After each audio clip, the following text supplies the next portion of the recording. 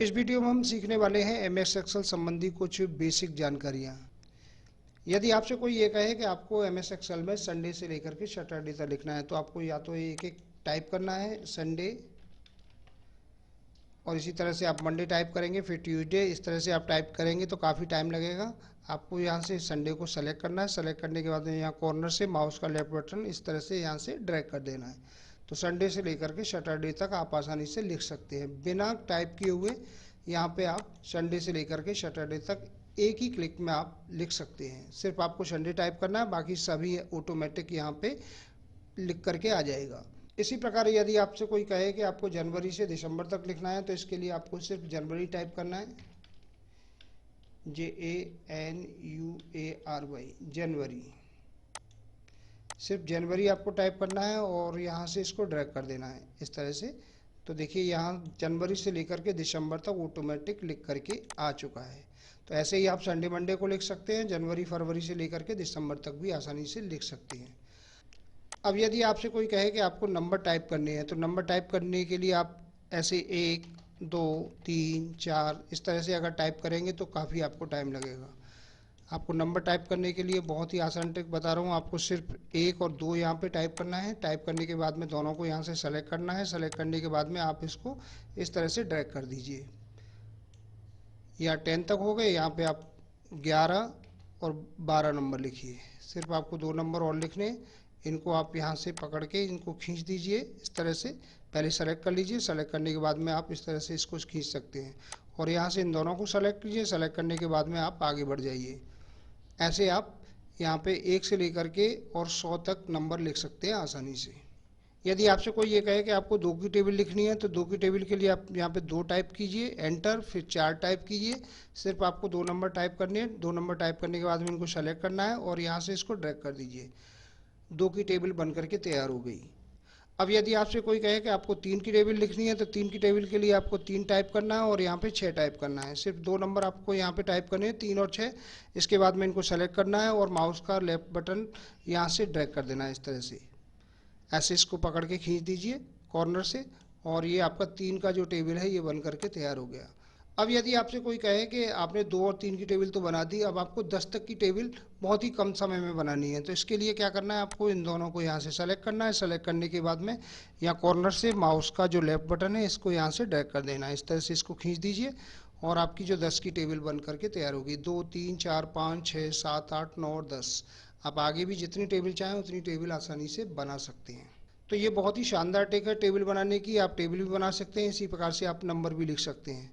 अब यहाँ पे कुछ संख्या मैं टाइप करके आपको दिखा देता हूँ कि यहाँ पे मैंने कुछ संख्याएं टाइप की हैं।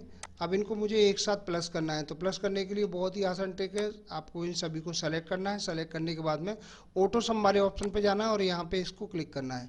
तो देखिए सभी का सम होकर के आ गया, यानी कि इन सभी का प्लस होकर के यहाँ पे आ जाएगा एक साथ ही। आपको ऑटो सम वाले ऑप्शन पे जाना है, सभी को सेलेक्ट करना है और सेलेक्ट करने के बाद में ऑटो सम वाले ऑप्शन पे जैसे ही जाएंगे तो नीचे सभी का टोटल निकल के आ जाएगा।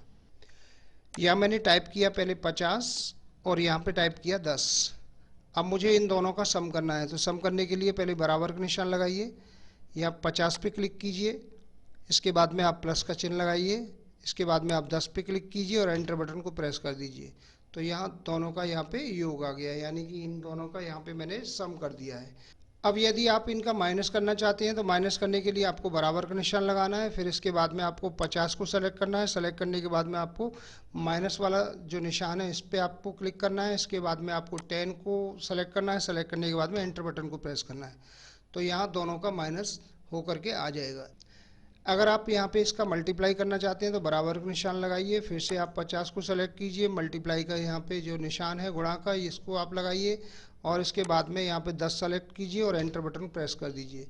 तो यहाँ पे दोनों का मल्टीप्लाई होकर के आ गया।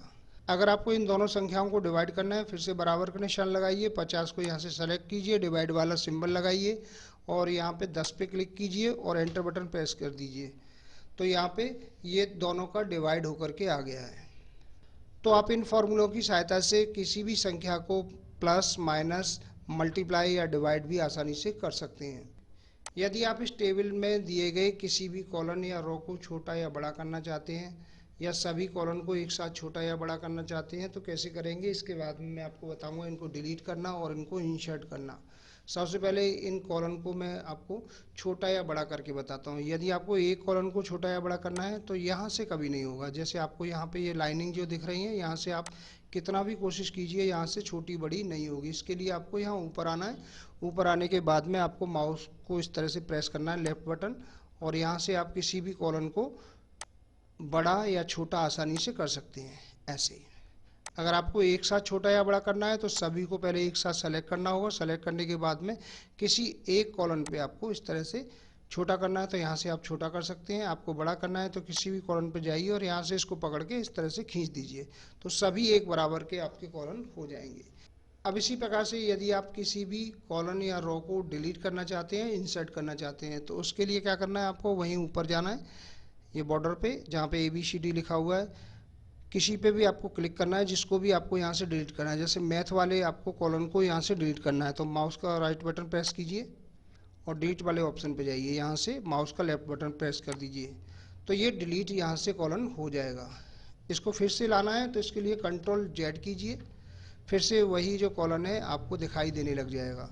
एक और कॉलम आपको इंसर्ट करना है तो इसी पे आपको माउस का राइट बटन प्रेस करना है, पहले सेलेक्ट करके, और इंसर्ट वाले ऑप्शन पे जाइए। एक और कॉलम यहाँ से इंसर्ट हो गया। अगर आपको इस कॉलम को यहाँ से हटाना है तो कंट्रोल के साथ में Z बटन को प्रेस कर दीजिए, अपनी पुरानी पोजीशन में आ जाएगा। इसी प्रकार से यदि आपको किसी भी रो को यहाँ से डिलीट करना हो तो माउस का राइट बटन प्रेस कीजिए, ऐसे डिलीट वाले ऑप्शन पे जाइए, रो यहाँ से डिलीट हो चुकी है। आपको अगर इसको फिर से लाना है तो कंट्रोल के साथ में Z बटन को प्रेस कीजिए।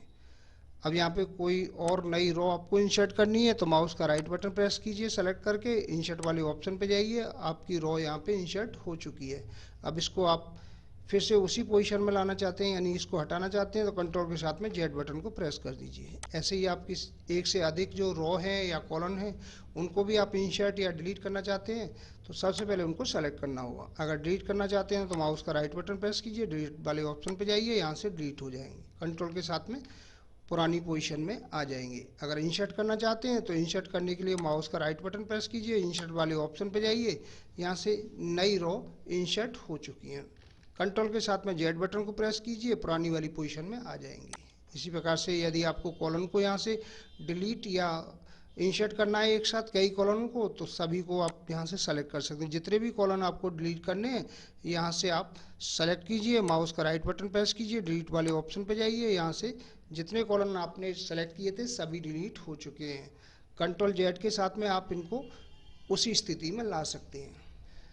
अगर आपको यहाँ पे और कॉलम इंसर्ट करने हैं, इंसर्ट करने के लिए माउस का राइट बटन प्रेस कीजिए, इंसर्ट वाले ऑप्शन पे जाइए, यहाँ पे और कॉलम इंसर्ट हो चुके हैं। जितने कॉलम आप सेलेक्ट करेंगे उतने ही कॉलम यहाँ पे इंसर्ट हो जाएंगे। अगर इंसर्ट करने हैं तो इंसर्ट हो जाएंगे, अगर आपको डिलीट करने हैं तो डिलीट हो जाएंगे। Ctrl Z बटन के साथ में वो पुरानी स्थिति में आ जाएंगे। तो इस प्रकार से आप किसी भी कॉलम या रो को छोटा या बड़ा कर सकते हैं, डिलीट या इंसर्ट आसानी से कर सकते हैं।